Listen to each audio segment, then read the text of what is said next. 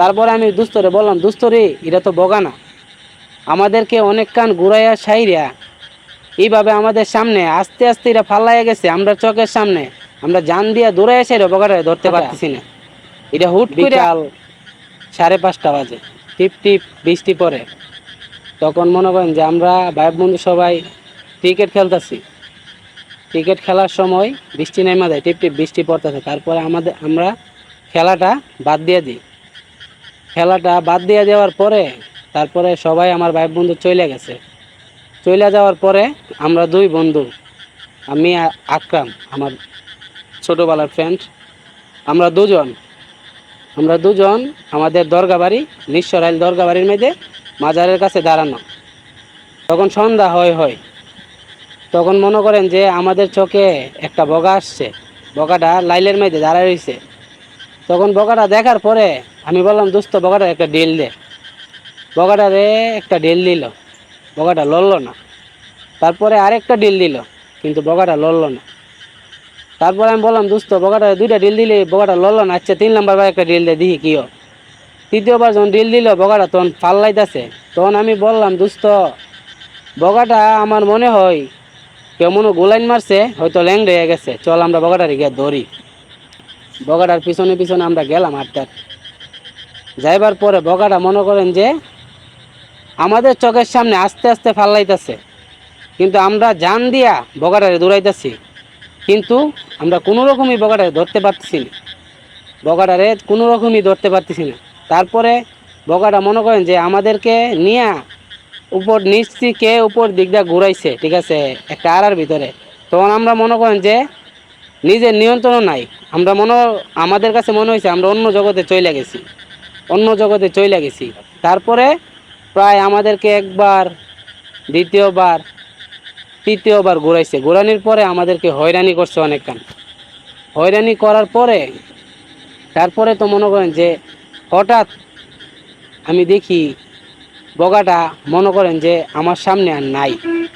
আমার সামনে বগাটা আছেন, কিন্তু বগাটা আমার সামনে আর নাই। তখন তো বগাটা দীক্ষা সেরে আমার মনে ভয় হয়ে পড়ছে যে বগাটারে আমরা এরকমভাবে দৌড়াইছি, বগাটা আস্তে আস্তে ফাল্লাইয়া গেছে, কিন্তু আমরা জান দিয়ে স্পিডে দৌড়াইছি, আমাদের শরীরে ঘাম বাইরে হয়ে গেছে। তারপর আমরা বগাটা ধরতে পারতেছি না। বগাটা হুট করে যখন ভিতরে গেছে গা, জায়গাটাও হয়ে গেছে গা অন্ধকার, টিপ টিপ বৃষ্টি পড়তেছে। তখন বগাটা যখন চোখের সামনে যে বগাটা নাই হয়ে গেছে, তখন তো আমাদের মনে সন্দেহ হয়ে পড়ছে, ও বিচারতেছে আর আমার মনে সন্দেহ ঢুকে গেছে। কারণ আমি দেখতেছি আমি অন্য জগতে চলে গেছি। তখন আমার ব্রেনটে ঢুকছে, আরে এটা তো বগা না, এটা মনে করেন যে বগাটা যখন আমার চোখের সামনে এটা রিমিশ হয়ে গেছে, তখন দিয়ে আমি যেমন দেখলাম একটা কালো জিনিস আমার চোখের সামনের থেকে নিশ্চয় হয়ে গেছে, মানে মুইজে গেছে। তখন আমার পছন্দ দাঁড়ায় গেছে। এরপরে আবার মনে করেন যে সন্ধ্যা, আরে কইছে মনে করেন যে বৃষ্টির পোড়া পড়তেছে, এমনি মনে বই। তারপরে যখন আমার সামনে যখন মুইজা গেছে, তখন আমি দেখে সাইরা অনেকক্ষণ চিন্তা ভাবনা করছি নলেজও ঢোকানির পরে। তারপরে আমি দুস্তরে বললাম, দোস্ত রে এটা তো বগানা, আমাদেরকে অনেকক্ষণ ঘুরাইয়া সাইরা এইভাবে আমাদের সামনে আস্তে আস্তে এটা ফাল্লাইয়া গেছে আমরা চোখের সামনে, আমরা জান দিয়া দৌড়াইয়া সাইরা বগাটা ধরতে পারতেছি না। এটা হুট করে আমার চোখের সামনে বগাটা হাওয়া হয়ে গেছে গা, কালো একটা ধোয়া যেমন ছড়িয়ে গেছে গা আমার সামনে, কিন্তু বগাটারে আমরা দেখতে পারতেছি না। দোস্ত আমার মনে হয় এটা বগা না, ঠিক আছে, এটা অন্য কিছু, আমাদেরকে মেরে ফেলবার আগে আমরা চল এখান থেকে বাইর হয়ে যাই। তখন মনে করেন যে আমরা অনেক কষ্ট করে সাইরা ওই জায়গাতে বাইর হুমো জানে, মানে এরকম শক্তি নাই আমাদের শরীরে, এরকম শক্তি আমাদের শরীর নাই বাইর হুমো জানে। বাইর হইতে গিয়েও আমাদের অনেক কষ্ট হইতেছে, আমরা জানি বাইর হুমো। তখনও যেমন আমি দেখতেছি কি ওর শরীর তো টাওয়ার পাইছে না, আমি তো টাওয়ার পাইছি, আমার সামনে মরছে। তো আমি জানি বাইর হুমু, আমি এই জায়গাটাতে বাইর হইতে পারতেছি না, আমি যেমন দেখতেছি কি আমার পিছন থেকে টাইনা ধরে লাগতেছে।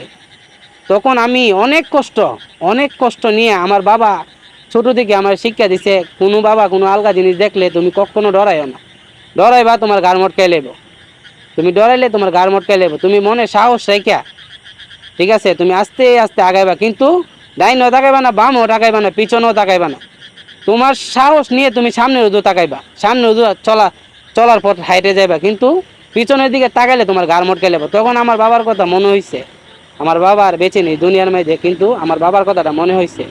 মনে হয়ে যাওয়ার পরে আমি মনে করেন যে অনেক কষ্ট করছি, কষ্ট করার পরে অনেক কষ্ট নিয়ে আসে রা আমি ওই আড়াতে বাইর হইছি, কিন্তু বাইর হইছি জানে আমার টাইম না ধরে লাগতেছে পিছন দা বাইর হইছি জানে। এখন মনে করেন যে আমি যতটুকু কাইক দিতে চাইতেছি ততটুকু আমি দেখতেছি কি আমার পিছন দিয়া টাইম না ধরে লাগতেছে। মানে আমাকে ও কোনো রকমই চাটতেছে না, আমারে যাইবার লাগে দিত না। আরো সন্ধ্যা গোনায় আইছে, আমারে যাইবার লাগে দিত না। যতক্ষণ আজান না দিছে ততক্ষণ আমার যাইবার লাগে দিত না। তে ও ওর ওর কুশল ব্যবহার করতেছে, আমিও আমার কুশল ব্যবহার করতেছি। পরে আমি মনে করেন যে আস্তে আস্তে চূড়া পড়তেছি আর আস্তে আস্তে এগোইতেছি। তখন অনেক কষ্ট মনে নিয়ে আসে রা আমি এগোইতেছি আর আমার পিছন দিকে টানতেছে, আমার পিছন দিকে টানতেছে। টানতে টানতে টানতে টানতে তারপরে আমি উজানো উঠছি। উজানো ওঠার পরে আস্তে আস্তে আস্তে আস্তে আমি যাইতেছি, কিন্তু আমার কাছে রাখতেছে আমি এরকম স্পিডে যাইতেছি, কিন্তু আমি পথ আগাইতে পারতেছি না। আমার পিছন দিয়ে টাইম না আমার স্পিড কমাই লাইতেছে, ছোলোভাবে আমি যাইতেছি। তখন অনেক কষ্ট করে আমি দরগা বাড়িতে উঠলাম। উঠার পরে দরগা বাড়িতে হাঁটতে হাঁটতে আমি যেমন দেখলাম এখন এখন আমার কাছে হালকা হালকা পাতলা লাগতেছে। তারপরে আমি সামনে গেলাম, সামনে জিগার গাছটার কাছে যাওয়ার পরে তখন আমি দেখি এখন আমার করে বেশি আকারে টাইনা ধরে লাগতেছে। মানে আমি এখন কোনোভাবে যাইতে পারতেছি না মাজারটার কাছে। যখন আমি আসছি তখন আমি অনেক কষ্ট কইরা সাইরা চূড়া টুরা কইরা সাইরা আস্তে আস্তে আস্তে আস্তে মাজারটা ফাইর হয়েছি। ফাইর হইবার পরে আমি মনে করেন যে বাড়িতে গেলাম। বাড়িতে যাওয়ার পরে আমার দুস্তরে বাড়িত পাঠাই দিছি আর আমি আমার পথে যাইতেছি।